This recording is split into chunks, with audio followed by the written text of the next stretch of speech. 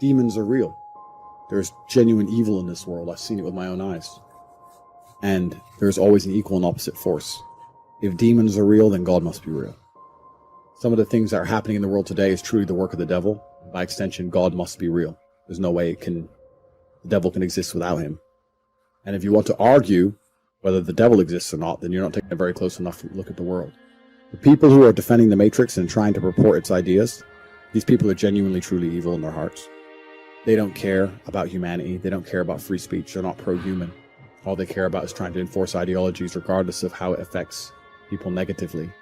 They're truly full of hate, and that makes them evil people.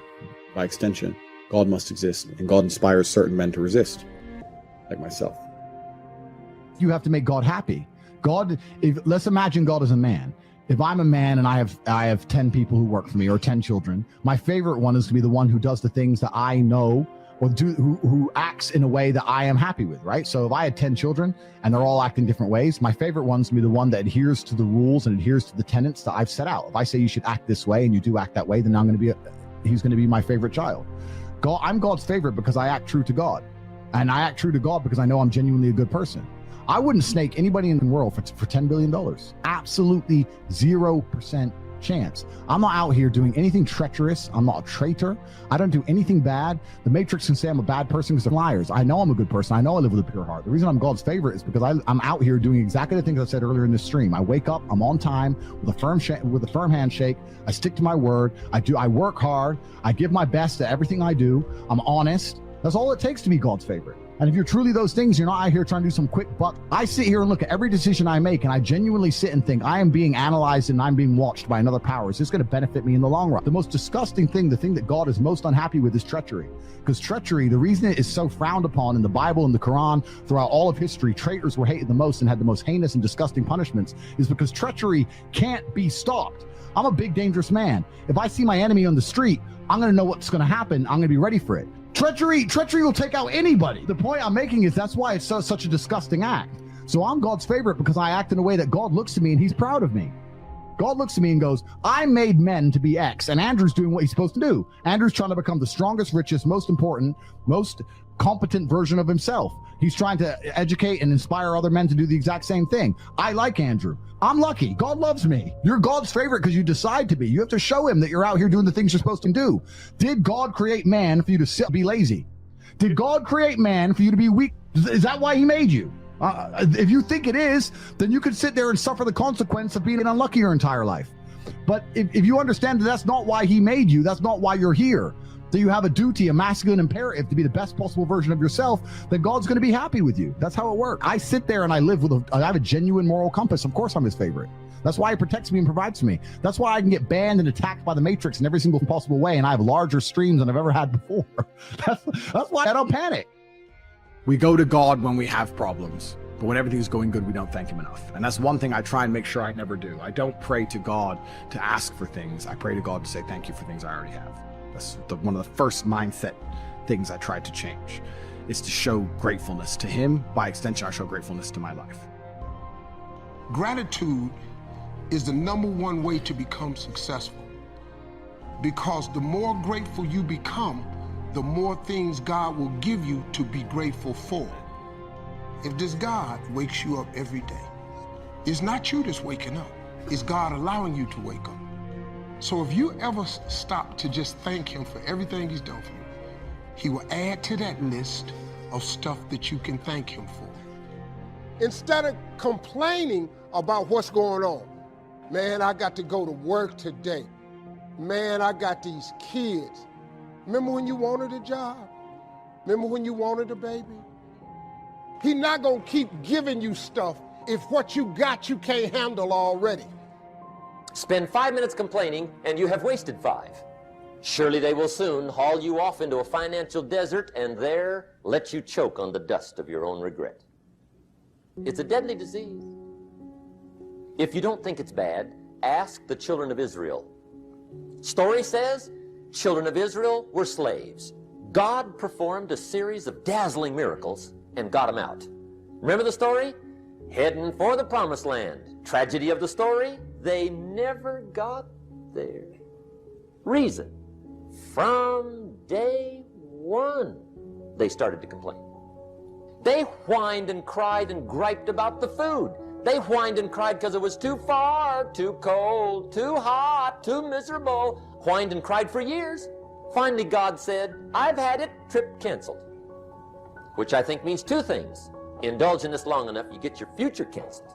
And I guess it also means even God himself can only take so much. Our promise is taking longer to develop because we're complaining instead of praising. You kill more blessings by not being grateful. That's the #1 blessing blocker, lack of gratitude. Right now, what are you grateful for? Nothing, brother. There's nothing good in my life right now. That's pretty freaking pathetic. You can't find anything in your life to be grateful for right now? Lord, I thank you. I thank you that I made it this far. It's not what I wanted, but it is working.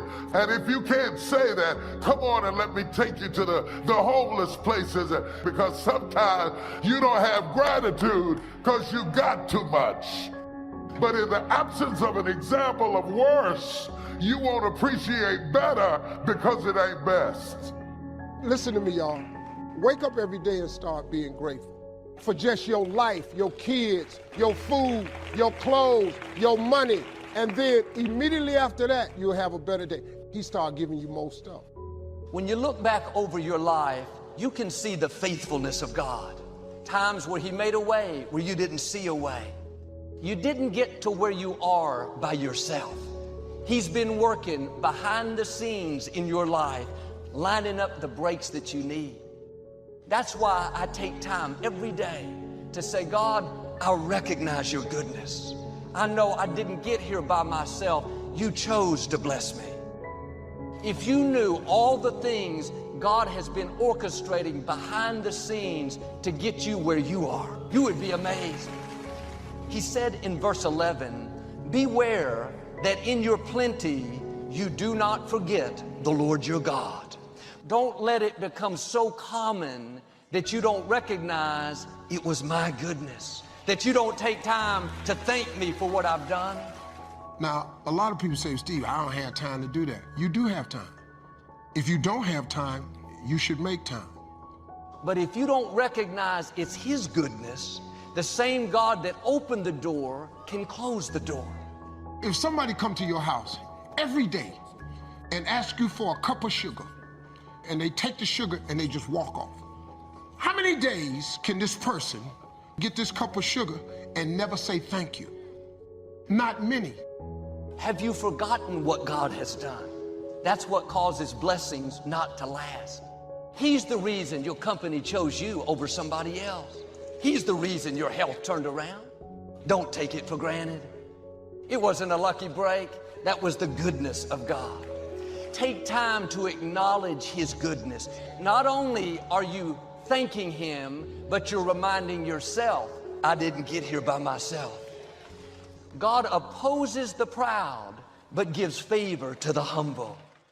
Gratitude changes your perception. Your perception changes your existence. If you're going to continue to go further, you have to remember it is the Lord your God that got you to where you are, and it is God that's going to keep you going. Gratitude is the #1 principle of success. You can start that today. That will change your life. Try it. I dare you. The scripture says, don't despise the day of small beginnings. Don't get discouraged because where you are is much smaller than what's in your heart. It's easy to think, well, Joel, when I see some growth, then I'll give it my all. No, you have to give it your all right where you are. Stay faithful. Your time is coming. There's this thing people think that, like, I'll be happy when. Once I get like this amazing home, or once I get this or an amount of money, then I'll allow myself some happiness. The problem is the finish line always moves. And so for me, I want to live in a state of being grateful and blissful now, not waiting for some future place or date that may never arise. You must live in a spirit of gratitude. Choose to be happy in spite of life's challenges. Viktor Frankl, he said the last of the human freedoms to choose one's attitude in any given set of circumstances to choose one's own way. Living in the moment, getting everything we can out of where we are in the moment where we are right now. You can't wait till you receive the promise. You have to thank God that the answer is on the way. Say, thank you that I'm healthy. In your finances, maybe you're struggling. All through the day, thank you that whatever I touch prospers and succeeds.